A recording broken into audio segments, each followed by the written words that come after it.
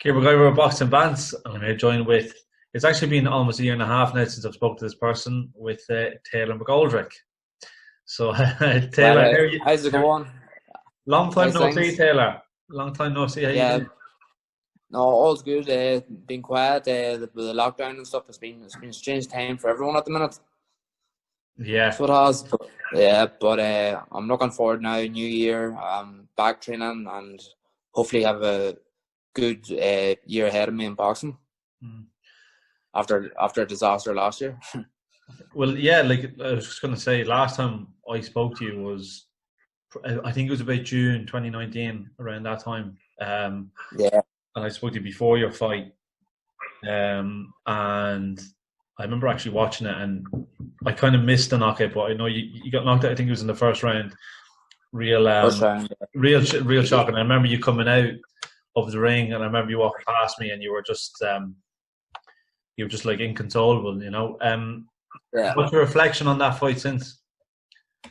It was one of them fights that it wasn't me at all. I had a lot of things happening in my personal life, which a lot of people didn't really know, and I don't really like getting into sad stories and all, but it shouldn't have happened. But I literally didn't even box him. I just went in to try to knock him out in the first round. Chased him off, chased around him, the ring after him, and I got caught. I've never been knocked out or stopped in my life, and whatever way he caught me in the temple, he caught me in the right spot. It was just one of them freak shots. But if anyone was going on my last performance, it's not me. Like it's not. I don't box like that.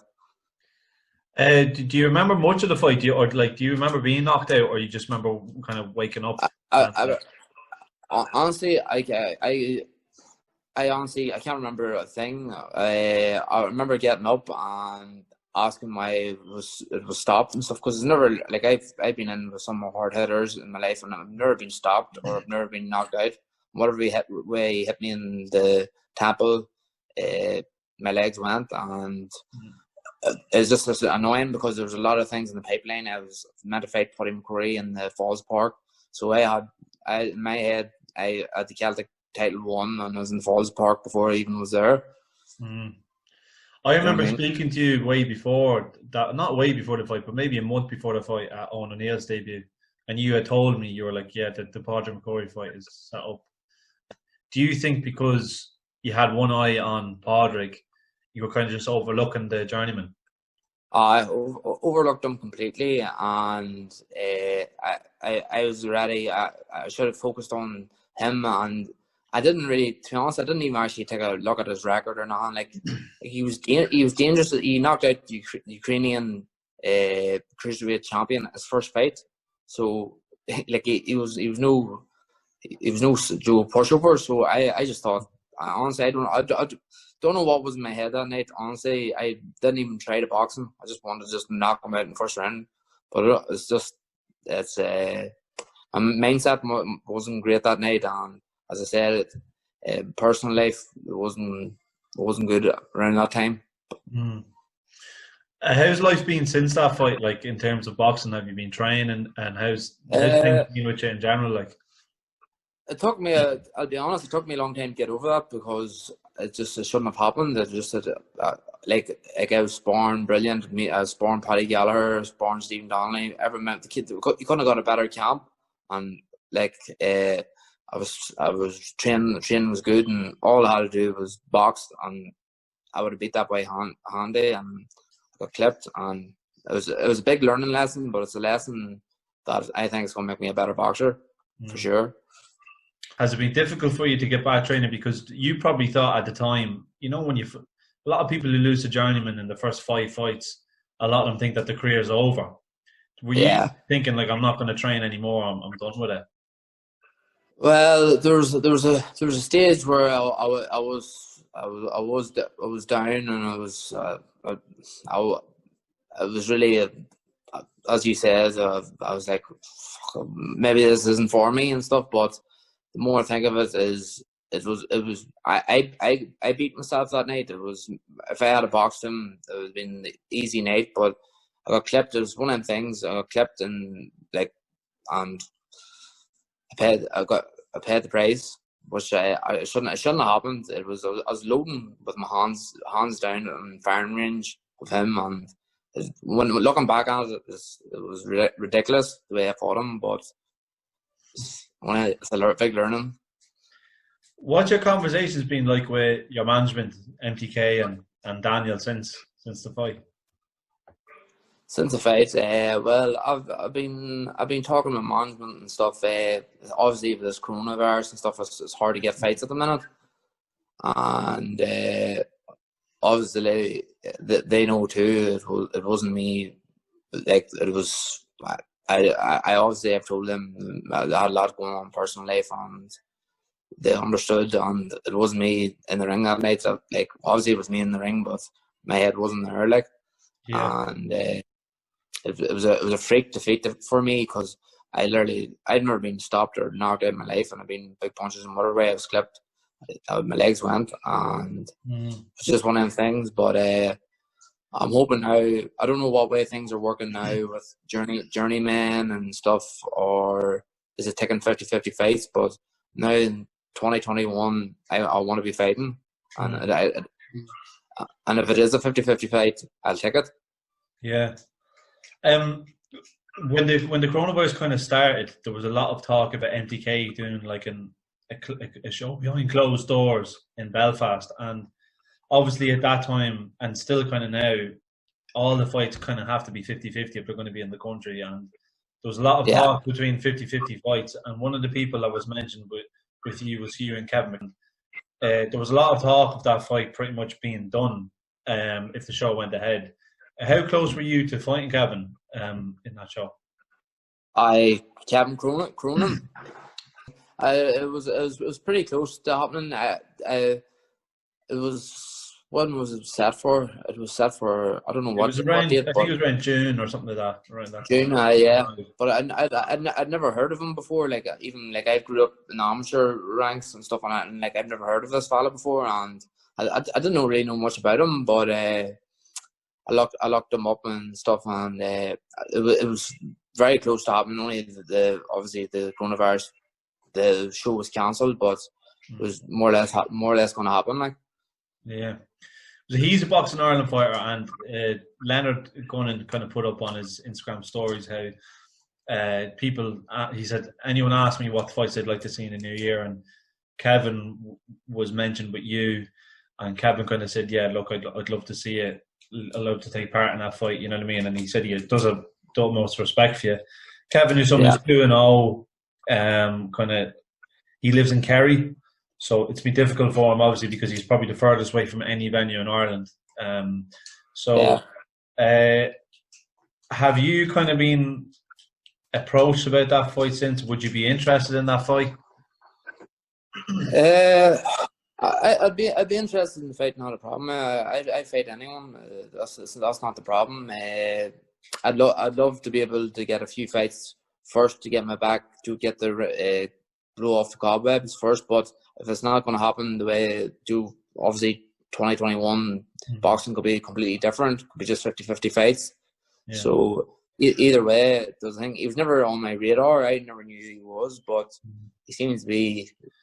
He seems to be looking to fight me, but I seem to be on his radar. So if he wants it, when you were doing MMA during Christmas, it seemed like a very interesting fight to a lot of people, and to you, in particular, you thought you'd be very interested in it. There's possibly, well, it looks like all going well with the COVID, that there'll be a show in Dublin in the summer. That'd be kind of both views meeting halfway, if that's possible. Would you be interested in fighting him on that card? Oh, 100%. I think definitely I'd fight him, not a problem. I think it'd be a good fight. I haven't really looked much about him, but he seems to be around his area, well known. So I've heard him on Carrier Radio and I'll call him out as well. So he seems keen. But I think it's a dangerous fight for him. Yeah. Would you, because you've kind of had back and forth with Padraig before, but this is kind of out of the blue because you didn't really know anything about him. Have you watched much of him since? And do you have any idea what he's like? Or Kevin. Yeah. Watched bits and pieces, but I think I'm obviously a heavy puncher, but if I box, the stoppages will come itself. So I just stick to the boxing now. I wouldn't go looking at a stoppage. That's the way I think now. I go in and box. But obviously that last fight was different. But no, that's the way I think. But I think I'd be too strong, and boxing wise, technically I'd be too much for him. But it's alright talking. You know what I mean? Would you they've had a show in Spain, and there's been a few shows with Conor Slater abroad as well. Would you be interested in fighting a 50-50 fight, like, or someone like Kevin abroad? Would if that was offered to you, would you fight someone like Kevin in Spain, or abroad fighting him? Yeah. Just like a few of the fights have been obviously in Spain and Belgium, mostly Irish fighters. Would you fight on one of those shows against Kevin? I probably think, but most of them shows now they're going over there. They're fighting journeymen. Yeah. So it wouldn't really make sense. To be honest, if I was going to be going over to one of them thing, I'd like a few warm up fights before fighting them, because obviously I haven't been active and stuff. So I would like a few fights before. But that's what I'm saying. If there's only going to be fights over here and it's going to be 50-50 fights, there's not a problem. I'll fight them. Yeah. Is there anyone else on your radar? Like, is the Padraig McCrory one still a fight that you'd be interested in down the line? I'd love the Paddy fight. Honestly, it's one of the fights I'd really love. Like, it's I can't say anything because he's way up now, and I can't say much because he's moved up the ladder. But if I get a few wins and he gets a loss, who knows? It's a big. Everyone wants to see that fight too. So it's a fight I'd like, but I don't know if it'll happen now with he seems to be his few wins there, and unless he gets beat and I get a few wins, then maybe that could happen. But I don't know.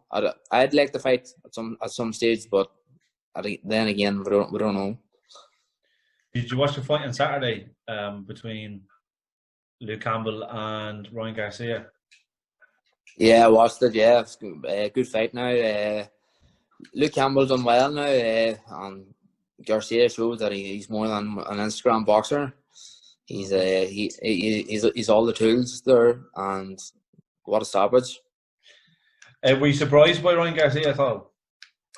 No, I honestly I believed he was going to stop him. I thought that from the start he was going to stop him, but no, he's very talented.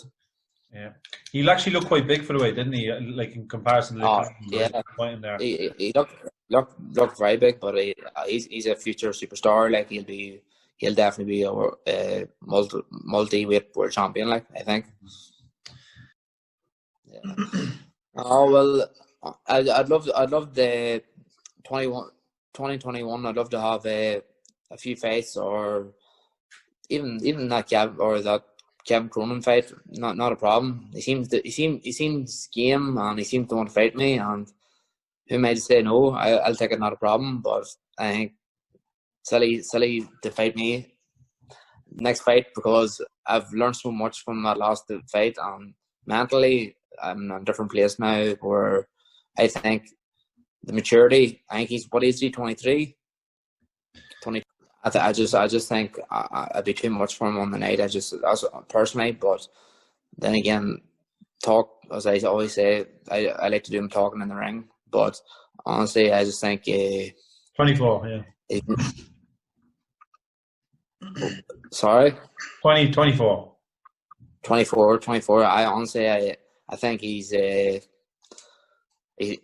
making a bad move calling me out, because not only can I punch, I can box as well. And if he's gonna, I honestly believe he's judged me on my last performance. I'm that's even better. I'd like to say if he wants his promotions to do it, if they want to put an Irish title or Celtic title if thing, they can do that, no problem. I'll bet for Celtic. Right. No problem. It's a pity this time, Taylor, I don't have a microphone so you can take it out of my hand. So I know that's the maddest thing ever. So I keep watching that back. I don't think anyone's done that. Patrick Hyland did it before. But yeah, so if he's done it, then you're off forward too. Not too bad. Right, okay, well, lovely chatting to you, Taylor. Really appreciate the time that you've shown. And good morning, Kieran. Same to yourself, Kieran. Right, thanks very much, Taylor.